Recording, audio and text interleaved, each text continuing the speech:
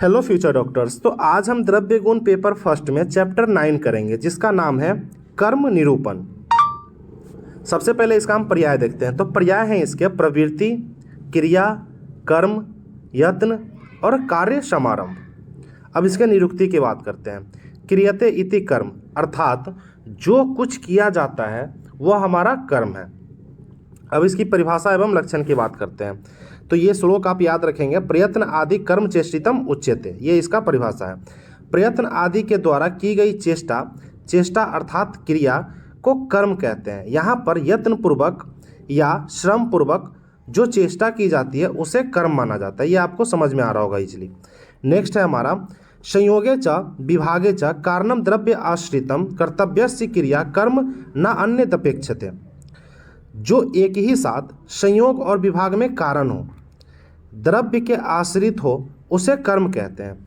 कर्तव्य की क्रिया को कर्म कहते हैं। अब इसको समझते हैं कि एग्जाम्पल से। अम्लकी हमारा क्या करता है? त्रिदोष शामक कर्म करता है। तो अम्लकी में त्रिदोष शामक कर्म करने की शक्ति है और ये शक्ति हमारा द्रव्य में आश्रित है।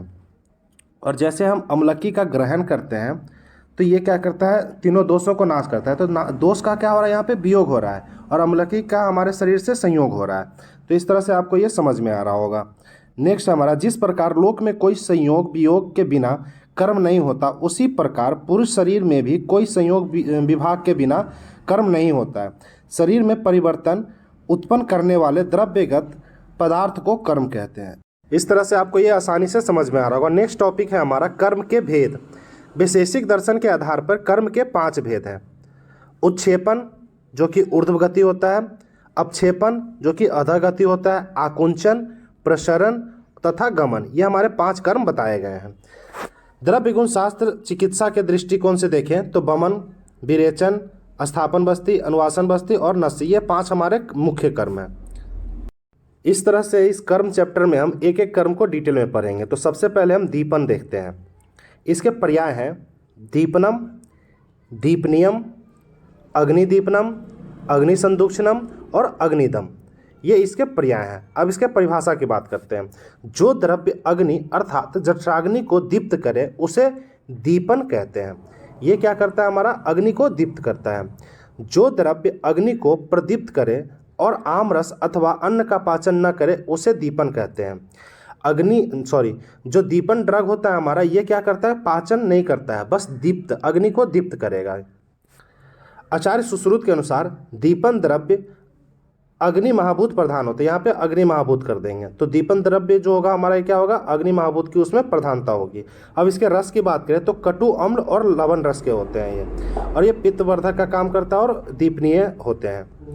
गुण की बात करें तो तीक्ष्ण गुण के होते हैं, उष्ण और लघु आग्नेय गुण के होते हैं। वीर्य की बात करें तो प्रायः उष्ण वीर्य के होंगे। रोग घनता में बात करें तो कफ और वात का ये समन करेगा और पित्त को ये प्रकोप करेगा। रोग घनता में देखें तो अरुचि, अग्निमांद, कृमि, अर्श, उदर रोग, इसमें हमारा दीपनीय ड्रग यूज में आता है।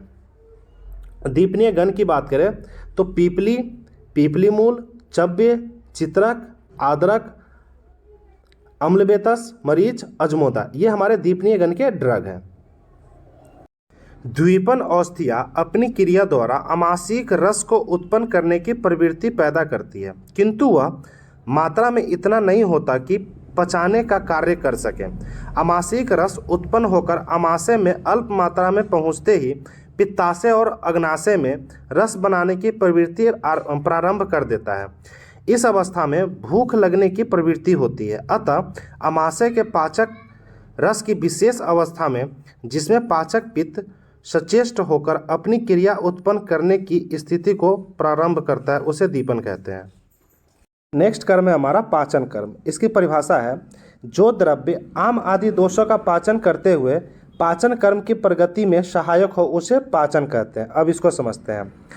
वैसा द्रव्य जो आम आदि दोष का पाचन तो करेगा, पाचन करने के बाद ये हमारे डाइजेशन के प्रोसेस को आगे बढ़ाता है, उसको हम पाचन द्रव्य बोलते हैं। अब इसको एक स्टेज से समझते हैं। अगर किसी के शरीर में आम दोष की उत्पत्ति हो गई है, उसका खाना डाइजेस्ट नहीं हो रहा है, आम क्योंकि पचा नहीं होगा उसे अरुचि की अवस्था आएगी, तो उस स्थिति में क्या करेंगे? हमको आम को पचाने के लिए पाचक औषधि देनी होगी।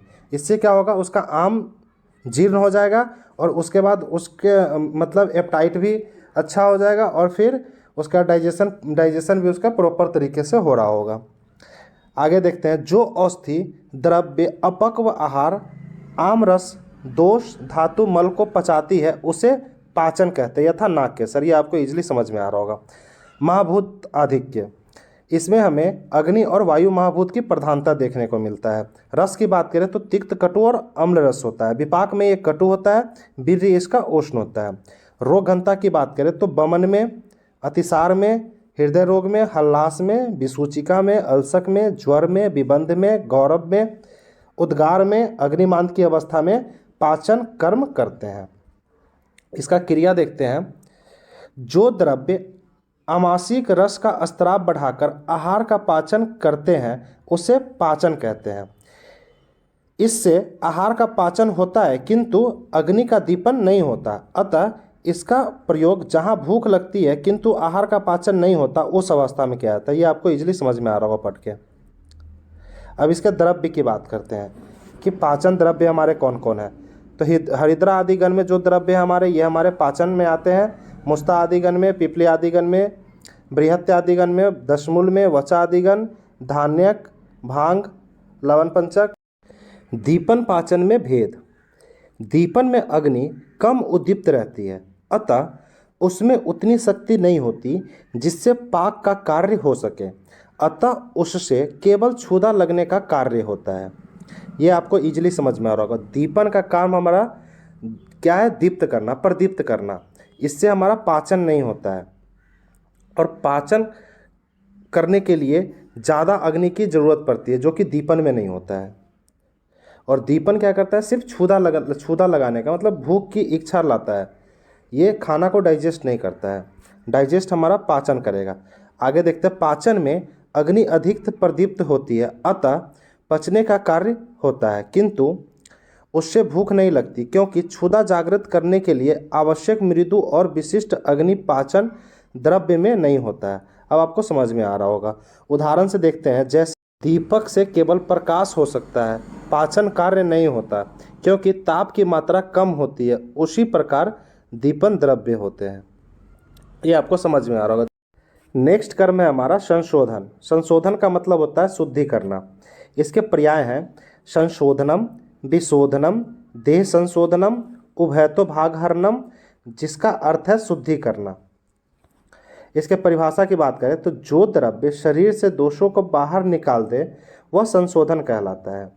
उसके 5 प्रकार होते हैं। सामान्य रूप से जो औषधि संपूर्ण शरीर या शरीर के किसी एक भाग से अथवा दोषों धातु मल से दोषों को निकालती है वह संशोधन कहलाती है। जैसे स्तन्य संशोधन या स्तन्य शोधन पित्त शोधन और शुक्र शोधन आदि।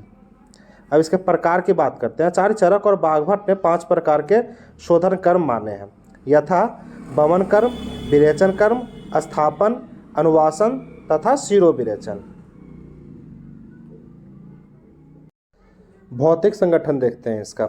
अधोभागहर द्रव्य, इसमें क्या होता है, पृथ्वी जल महाभूत की प्रधानता होती है। ऊर्ध्वभागहर द्रव्य में अग्नि वायु महाभूत की प्रधानता होती है। उभयतो भागहर द्रव्य में पृथ्वी जल अग्नि वायु महाभूत की प्रधानता होती है। अब इसके रस की बात करते हैं तो तिक्त, कटु और कषाय लवण रस युक्त होते हैं द्रव्य, इसके संशोधन द्रव्य। गुण की बात करें तो उष्ण, तीक्ष्ण, व्यवायी और विकासी गुण के होंगे। क्रिया की बात करें तो संशोधन कर्म करने वाले द्रव्य शरीर में प्रवेश करके अपने आग्नेय, उष्ण और तीक्ष्ण गुण के कारण हृदय में जाकर धमनी में पहुंचकर वहां से स्थूल अणु स्रोतों में जाते हैं। अग्नि और वायु महाभूत प्रधान होने से वमन कर्म, ऊर्ध्व भाग से संशोधन कर्म होता है। तो इस तरह से आपको ये समझ में आ रहा होगा।